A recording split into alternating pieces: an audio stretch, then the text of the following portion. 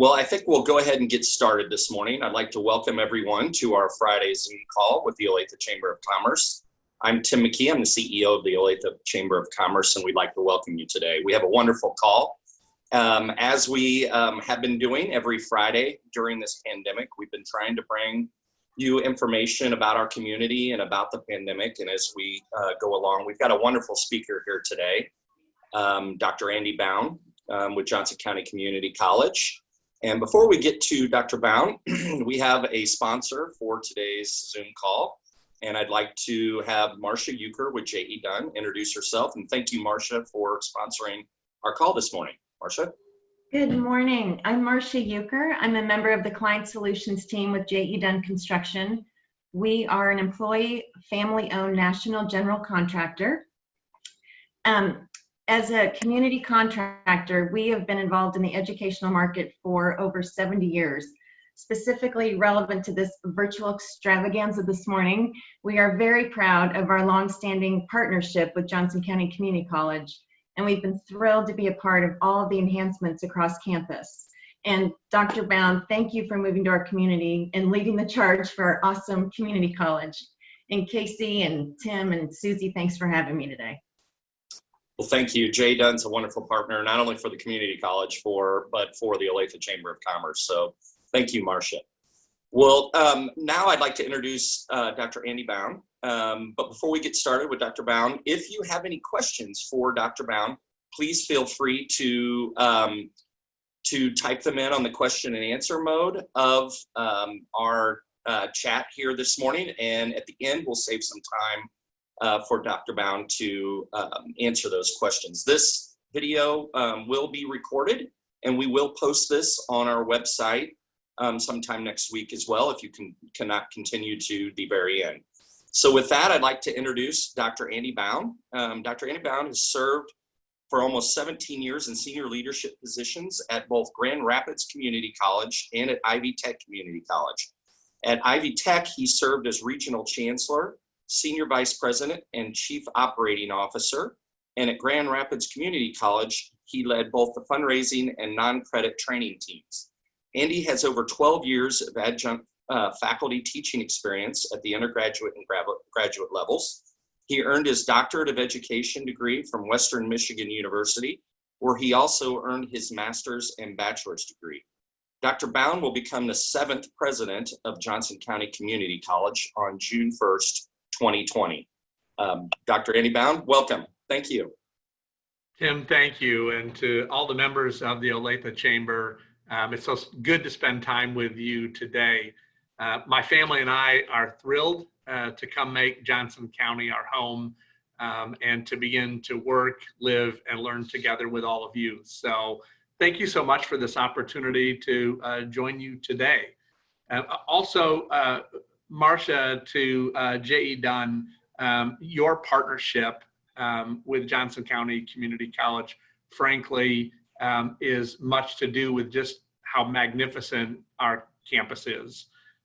My understanding is you've probably done 75 to 80% of the construction over the years on our beautiful campus. And so thank you, not only for the construction, but you've been important partners around our construction program and scholarship for students. So thank you so very much. Thank you. So I was asked in preparation today to kind of talk about, so why Johnson County Community College, what led me here, and maybe a little bit about myself, but I probably won't say much because Tim said probably way more than you needed to know. And then to kind of talk about, so how do we move forward from here? And really, I'd like most of the time to be responding to your questions. So I'd like to start out by saying thank you to the Board of Trustees for giving me an opportunity to become a part of the JCCC team. It's a great team, you know that, and I'm thrilled to be joining you in leading the college. So why Johnson County Community College? You know this as part of the community, that it's an exemplary community college. JCCC is considered to be one of the premier community colleges in the country. And sometimes we forget that in our own hometown. And so the being steeped in academic excellence was very attractive, and being a comprehensive community college was very attractive. The community itself, Johnson County, and each of the communities that make up Johnson County, including Olathe, are just, from all of our research, again, it's a great place to live and to learn, to do business, and if it's your life, to raise a family. Our students are very satisfied. When I looked at and was doing the research about you don't always see that. You don't always see the level of engagement of our students that you do at Johnson County Community College. And the survey data was overwhelmingly positive about just how much they love the college. You know this, the college is well resourced. When you look at the $110 million investment that you as a community have made in the college in recent years, the affordable tuition, so students can afford to go to Johnson County Community College, all of that is in thanks, certainly to the state of Kansas, but most specifically to the taxpayers of Johnson County. And so to all of you, I say, thank you for the investment you've made over time and the investment you continue to make in having your own community college, one that I think is a fantastic college. And yet, with all of the good going on at Johnson County Community College, there's still opportunity to get even better. From a student success standpoint, when I look at our students, there's an opportunity for our African American students. They're not completing at the rates that our white or Caucasian students are doing, and the graduation rates have slipped a little bit over the last couple of years. So the opportunity, my vision for the college is really that any student who walks to the front door of Johnson Community College Johnson County Community College should have the same opportunity and the same likelihood of walking across the stage and flipping their tassel like every other student who comes to the college desiring a credential. Our Latino students, the trajectory from completions and so forth has been flat. And as the Latino student, the Latino community grows in Johnson County, there's a great opportunity. We've in recent years have more part-time students that leave early, excuse me, more full-time students that leave early than part-time students. And so there are just opportunities to get even better at what we do from a teaching and learning standpoint. From a community engagement standpoint, strong partnerships around economic development. And yet that is a key role that we play as a community college is in preparing students to successfully transfer to our four-year partners. And also for those students who get a certificate or a degree and want to go straight to work, that we've prepared them well to contribute in the workplace and do so phenomenally well. So our partnership around economic and community development is critically important moving forward, and I think something to build on because there's a really good legacy there. You know, there are things that you probably know about Johnson County Community College, but maybe you don't. The fact that it's a comprehensive community college, not every community college in the country is a truly comprehensive community college. You offer everything from, or we offer everything from early childhood education and a preschool environment on campus, through credit and non-credit options for people to gain skills and to earn credentials that allow them to move forward. Everything from the arts, you know, certainly with the Nerman Museum of Contemporary Art, with athletics and performing arts, and a comprehensive set of programs, 45 program areas with 90 credentials that you can earn, with 16 selective admission programs that lead to fantastic careers. 75% of our students come from Johnson County, which again speaks to the importance of having our community college. And I thought maybe you'd like to know specifically about Olathe students that come from Olathe. About 1,600 students are participating in the College Now program, the concurrent enrollment program. Great way to get a start. About 3,800 of our students, or about 21% in the last fall, come from Olathe. And 23% of last year's graduating class, so the 2019 graduating class, were students at Johnson County Community College this past fall. So our partnership as a community with the schools and with employers, all of that leads to the attractiveness and the opportunities that we have moving forward. And I know Mayor Copeland serves on our foundation board. Tim, you serve on our foundation board. We are incredibly thankful for the partnership. My background, you heard a lot about it. I'm happy to answer questions about that if you want to know more about, but it's 17 years in community college senior leadership. Before that, I worked in the private sector. I had a 6-year period where I worked in economic development and chamber leadership. And so I have that in common with you, Tim, and the team, and absolutely love that work. And I think that speaks to who I am in terms of community and community engagement, partnership, and economic development. A good chunk of my career, though, has been in the private sector in manufacturing, and specifically around workforce and organization development. And so my career, I think, really has really prepared me well, if you will, for the opportunity to serve as your next president. So let's talk about moving forward, if I may. I have a 90-day plan that I've worked together in vetting with our cabinet at the college and our board of trustees to make sure that what I'm seeing in that first 90 days and frankly the first year is well-founded in what our leadership team at the college is seeing. And I'd love to walk you through that in detail, but I'm not going to.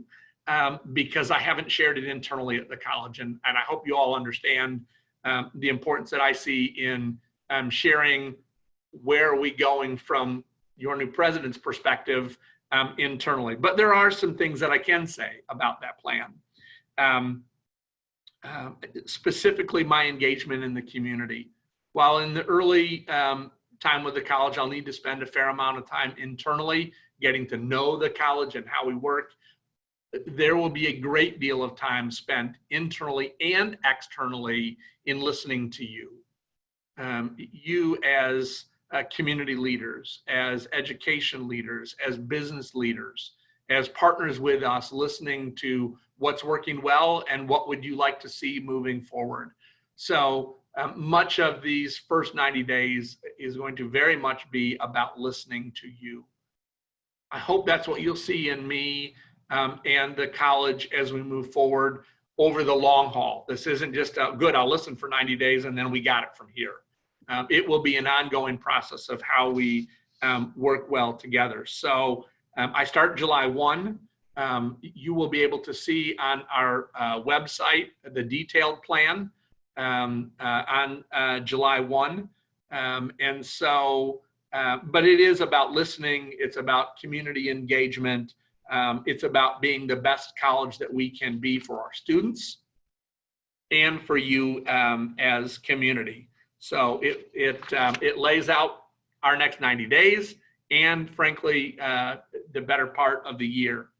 I think a big activity for us as a college in this coming year will be around our strategic plan.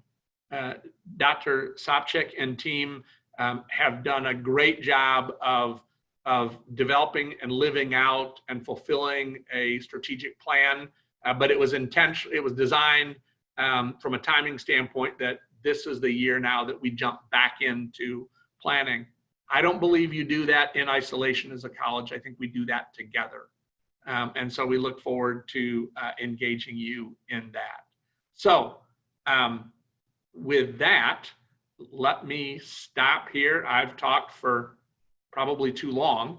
And please, I'd love to hear what your questions are. Well, Dr. Bowne, thank you very much. That's very informative. And there are a couple of questions. And please, if you have questions, please send them to us. One of the questions, and you touched on this a little bit, about diversity came in. On Juneteenth, can you tell us a little bit more about diversity at the college and students and faculty and everything like that? So can you talk a little bit more about that? I can. And today is a significant day. And I know it was a top of discussion last night in the Board of Trustees meeting. And it, again, I think about it, when I look at Johnson County Community College and I look at the diversity of our students, and from my perspective as someone coming into the college, I see that in general, our student population mirrors the broader community from a diversity standpoint. Our enrollment of African American students is slightly higher than the broader Johnson County Community College African American population, and we do an even better job of our African American students completing relative to the overall population, and then the enrolled students, and then those that complete. So it's kind of a progression of the communities here, our enrollments here, and our graduations are here. From a Latino student population, again, very similar in that our student population certainly represents the broader community, but even at a slightly higher level from an enrollment and completion standpoint. And so I think we're off to a good start. But when I look at the data and dig in, and I alluded to it in earlier comments, our students our students of color, our African American students, our Latino students, our Asian students, we need to see that everybody is persisting, staying in college at comparable rates and improving rates all the time, and that graduation rates for our students continue to move in the right direction. That's one of the aspects that one of the roles that we play in higher education is ensuring equitable outcomes for students, from entry to success while a student to completions. And then frankly, I'd go beyond that and we'll want to look at beyond graduation. How do they do? When they transfer to our four-year partners, how do they do? When they complete with us and go to work, how do they do? How are employers pleased with our graduates and so forth? And that's students of color, and that's all students. And so when I think about from an employee standpoint, I think there's an opportunity to enhance the diversity of our employee base at all levels in the organization. And so I think there's a tremendous opportunity that we're just going to have to work at really hard over time. And then it leads to our engagement in community and so forth, in community-based organizations and partnerships there in the faith community and so forth. So I think there's a tremendous opportunity ahead of us. Are we where we should be as a college? I think we're in a good starting point, but I think we've got lots of work to do moving forward. Great team though. Thank you. Dr. Bowne, this is Susie Carson with the Olathe Chamber. So we had a few more questions, and I know you haven't had the opportunity to discuss this in-house yet, as I think you said, but a few weeks ago, we had the opportunity to have Dr. John Allison with the Olathe Public Schools, and Dr. Wayne Burke with Spring Hill. And some of the problems that they were, or some of the issues that they were looking at was if there was a second wave of pandemic. They talked about the social distancing with the faculty and the students and the size of the classes. Are you guys having these same conversations, and are you considering anything as the fall gets closer?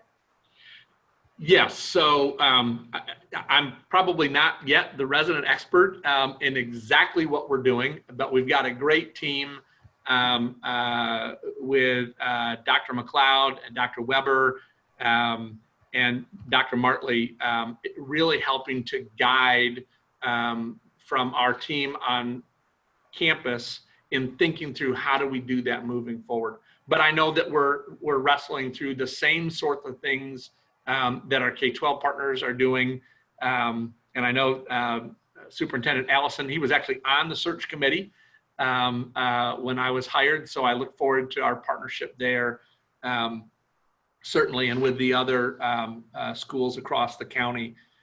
We are very much looking at that blend of how do we deliver instruction. We're at the point now with fall registration beginning, of how do you serve students on campus? How do we do that in a way that's safe for our students, that do so in a way that's safe for our employees who are serving on the front line? And it's that blend of what can we do effectively at a distance, remotely, and what do we need to do face-to-face? And so I'd refer everyone to the college website and specifically the COVID page if you have specific questions. But I know we're dealing with similar issues of how do we do it well for quality instruction, and how do we take care of everybody in the process. Perfect. Thank you. Go ahead. Dr. Bowne, I was just going to ask, what at your university that you're currently at, what were some of the things that they did there? And can you talk a little bit, maybe that's easier because you were there, Sure. just some of the things that they did. Yeah, I think, and here's the nice thing about this. We're all wrestling through this together, and we're all seeing very similar things about the rate of how quickly do you open back up, and how do you, the big short-term opportunity is with the students who took courses in the spring and had lab-based courses that may not have been able to be successfully completed in the spring semester. So we're doing at Ivy Tech, where I'm currently at in Indiana, we're doing a teach out over the summer. I know there are similar plans summer here, so that students can complete their hands-on lab coursework or clinicals and so forth that they need in order to successfully complete their course, and many times to successfully complete programs and so forth. So a lot of that of stepping through how do we open campus back up. I know at Johnson County Community College, we have a limited number of folks on campus now. I know here at Ivy Tech, with our 18 campuses statewide, I'm actually on one of our campuses today, candidly, to say goodbye to some good friends, or maybe see you later, if you will. But there's a limited number of folks on campuses preparing for the slow return in July and a ramping up in August as we approach this semester. So community colleges, I think education in general, are all dealing with very similar issues of how do we ensure the safety, the true physical safety and health safety of our employees, students, and community, and then also balancing that with perceptions around what do we need to do to maintain and working through that challenge, frankly. Wonderful, thank you. Okay, next question. JCC has always been a strong partner for private sector workforce development within the region, especially with the concentration of bioscience and animal health companies in KC. Do you see these programs continuing, and where do you see the workforce development expansion in the future? And I know you're new to the area, but. and I candidly, I still have lots to learn. But when I look at, from my backgrounds is workforce development. And so I think that when you look at a comprehensive community college, there are aspects of that that are transfer oriented, and there are aspects of that that are really geared towards get the skills and go to work.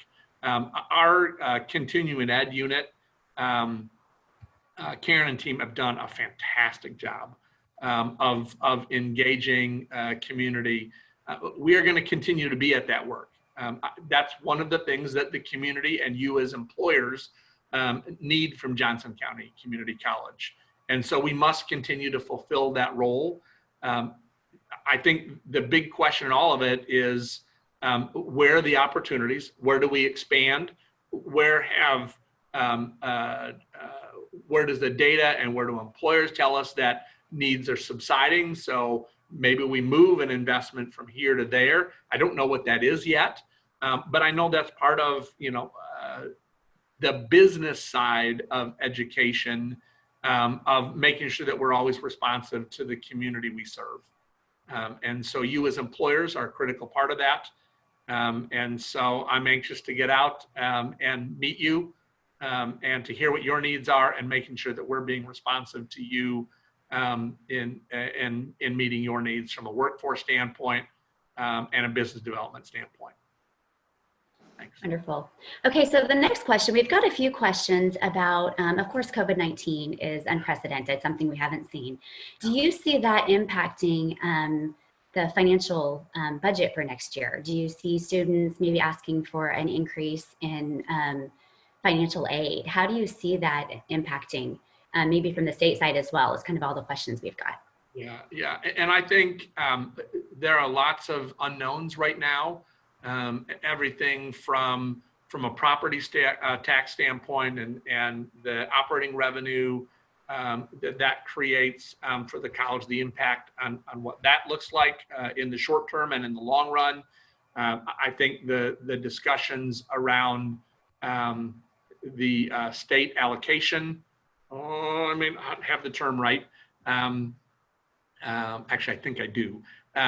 From a state funding standpoint and reductions that are likely there. Certainly, Johnson County Community College with what we in the community college world call the three-legged stool of funding, local property tax, state support, and tuition and fees. And the really good work of Dr. Sopcich and the college leadership team and the board in working to have a healthy financial standing as a college allows us to weather some things that maybe other community colleges around the country may not be as readily able to withstand.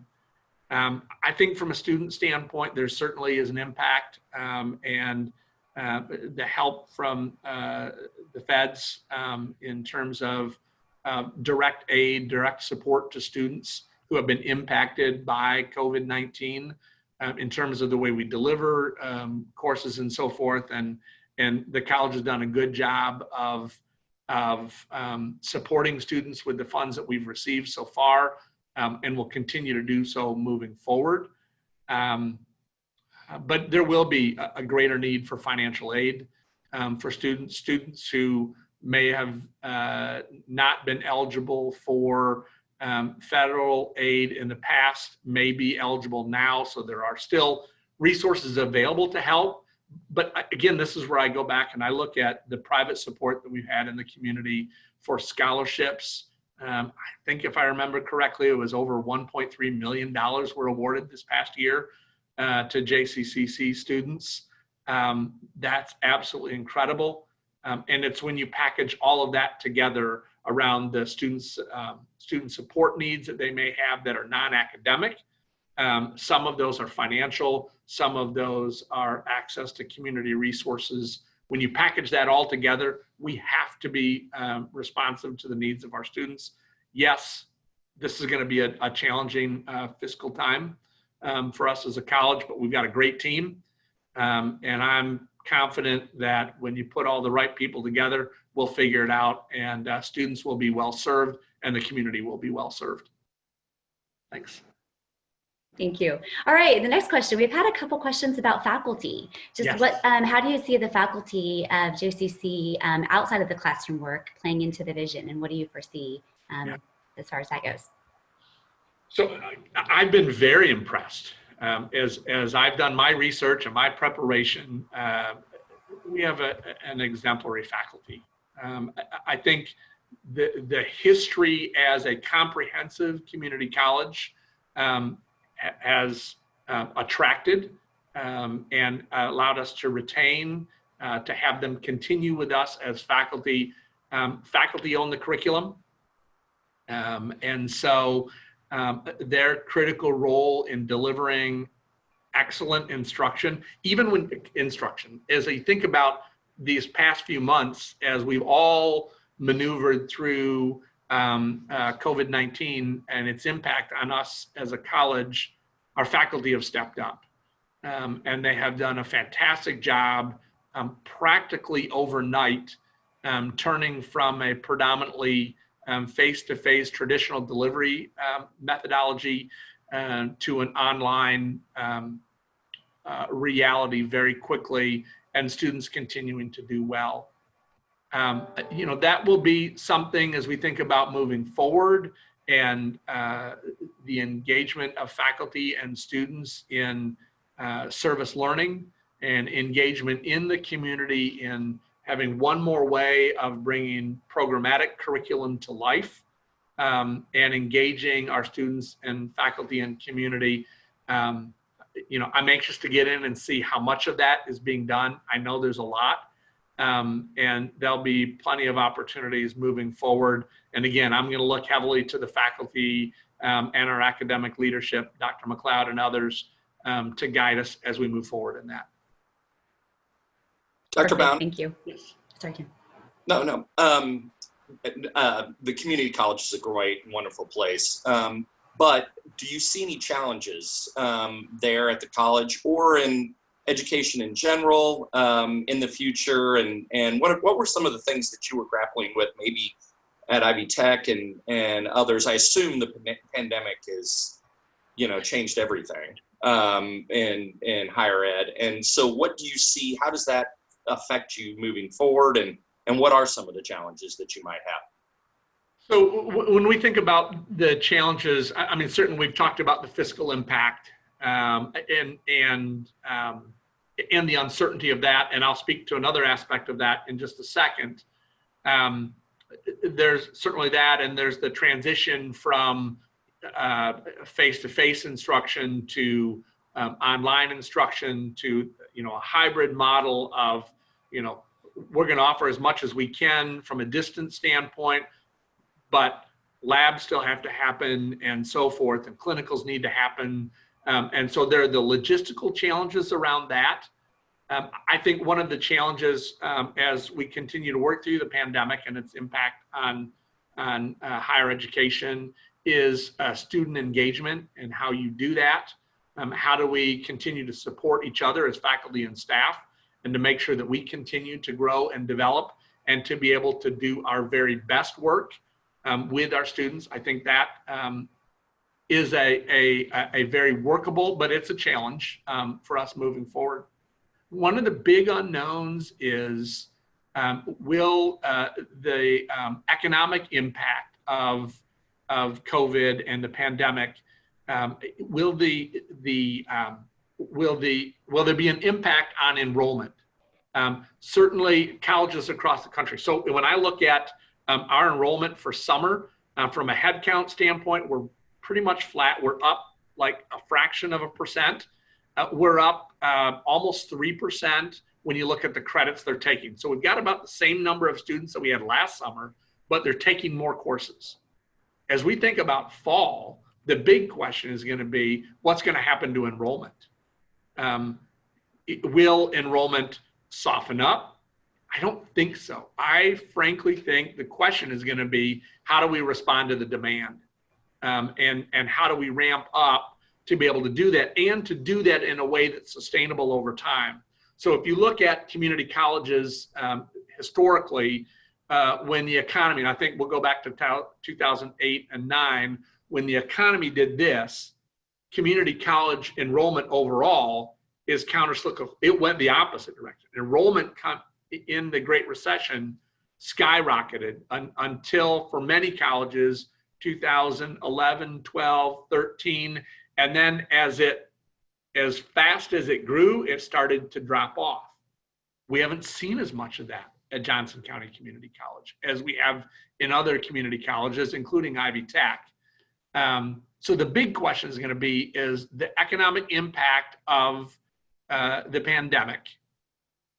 What will that mean? What will that mean for Johnson County Community College?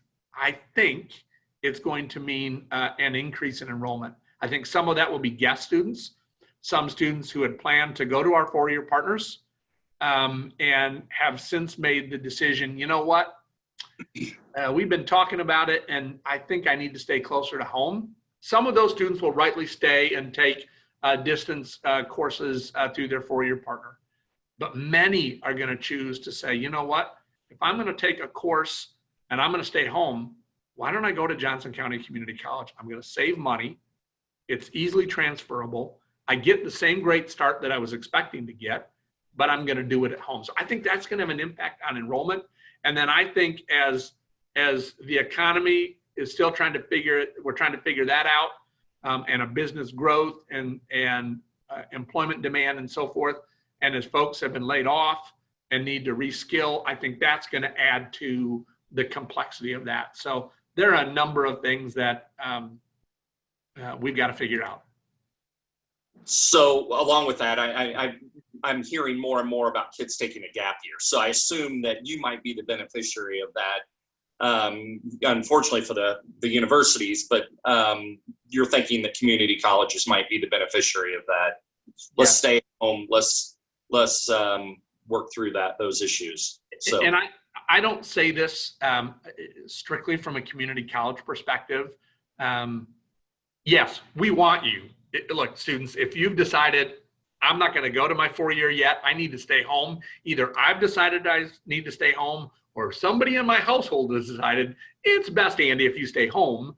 I really encourage you from a continuation of your education to not lose what you've worked on. And I'm thinking specifically of traditional age college students now in particular. Taking a year off, taking a gap year can lead to a slippage of your skill set and readiness to engage in college. So I don't say that so much so that, oh, I've got to go to Johnson County Community College. Yes, we welcome you. Please come. But how do you stay sharp as you continue your education? So I think in general, a blanket gap year is probably not a great idea for students and their success in the long run, and certainly not a strong thing for our economy. So yeah, come on, we'd love to have you. Do what's right for you, students, first and foremost. Perfect. All right, Dr. Bowne, I have a question for you. So of course you're new to the area, you're joining us. Thank you. Tell us a little bit about your family, if you don't mind. I've heard you have, tell us about your family. Happy to do so. So we're coming. Actually, we're all coming out as a family next Saturday. So the 27th, packing up the 2 vehicles and for all intents and purposes, dropping Andy off in Johnson County. And so, but they'll stay with me for a few days and head back on the 4th. And then they'll come back mid-July when our house closes here. My wife and I, Ruth, have been married for over 33 years. We are blessed with 2 young adult children. Our daughter, Elizabeth, I'll start with the youngest first. Elizabeth is she's an Ivy Tech grad in early childhood education. She she works in a preschool here. Quick side note, she wrote as an exercise in 7th grade, they wrote a note to themselves that they would get upon graduation. Our school in Michigan, where we used to live, found us in Indiana. And after she graduated from high school in Indiana, this note showed up and it said, when you grow up, you're going to be a preschool teacher. So she has, since she was in 7th grade, said, this is what I want to do. And she loves kids, and she's applied her education well. She's excited to come out and find the opportunity for herself in Johnson County. Our oldest, Michael, is 27. Michael has Down syndrome, and can't wait to become a fan of all things Kansas. He's not ready. He's in many ways an equal opportunity lover of college and professional athletics, and he misses, and so do I, NJCAA athletics. So our teams can expect to have at least a few of the Bownes in regular attendance at our athletic events, so competitions. So yeah, that's us. I've been blessed beyond imagination. Well, Dr. Bowne, that's wonderful. We can't wait to have you. One more question. What can we do as a community to help the college? And what are some of the things that have happened at some of the other schools in regard to the business community helping the university in general? And what kind of interaction can we have from your standpoint and things that you've seen? I think we have a great relationship right now, but what can we do to improve it, or what are some of the ideas that you've seen in other places? So I think there are a number of things that we can do together. I think first and foremost, our community partners, employers, and others in the community for our programs that have advisory committees that help guide curriculum, that help guide the relationship. When we think about a pathways perspective of helping students figure out from their interest in going to college to what's a good career, what's their interest from a career path standpoint, how do they line up skill-wise, and being able to have those work and learn opportunities where our students can come and do internships and co-ops, job shadowing, a variety of things in the workplace that allow them to take what they're learning in the learning environment and apply it on the job or in a lookalike to a job with shadowing or internships and so forth. Great way to build skills. I think those are things that we can do that are real practical ways. We will always have technology needs, and employers are, businesses are always progressing with the needs that they have internal to the operations of their business. How do we make sure that our curriculum is aligned to the needs there? Certainly, we will always take direct support for students. Students always have need, whether it's scholarship or otherwise. But I've seen things, for example, a program that we have at Ivy Tech, and I'll always be very careful to say, well, at Ivy Tech or at Grand Rapids, we did this. Because that's the last thing people want to hear, particularly internally within the college and within the community. But one of the things that we've done that is really helped from an enrollment standpoint is tied to the employers. One of the things we know about tuition reimbursement programs is that most employers offer them, and most of them are disappointed by the level of participation in tuition reimbursement programs. And one of the things that we've done is, one of the barriers for employees is often they have to pay for the course up front and the books up front. They have to complete the course, turn in their grades, and then get reimbursed. So for an employee, particularly an early career employee, to have that money to put down for that course creates some challenges. So that's one of the barriers that we see often. So there's an easy solution. We've done at Ivy Tech, we call it Achieve Your Degree. It is a way of deferring. We have an agreement between the employer and the college, and we just defer tuition to the end of the semester. And so instead of the employee having to pay for it up front and then go, oh man, what am I going to do without that money for the next 3 months? They don't have that. They sign up for the class, they take it. It's a concierge service. We go into the employer, we offer the programs that they're interested in, which is anything from, I don't care, I just want my employees to grow and develop, so they can go whatever program they want, to others who say, I want this program and this program and this program. Those are the only three we're interested around in this partnership. And if they do those, great. Oh, by the way, you send us the tuition bill at the end of the semester. So now it removes that barrier to many students. And we've seen several thousand students across Indiana take advantage of this partnership. So, I mean, there are things like that when we get creative and solve problems together that meet your needs as employers and meet the needs of people to grow and develop and have more and more earning potential and so forth over time. It's a win-win for everybody. So, yeah. Well, wonderful. Well, actually, my daughter is one of your students in the College Now program, and it's been a wonderful program for us and a blessing. So, with that, Dr. Bowne, I'd like to thank you for the partnership that we've had with the community college. Want to welcome you to the community and specifically to the Olathe community, but welcome you to the overall community here in Johnson County.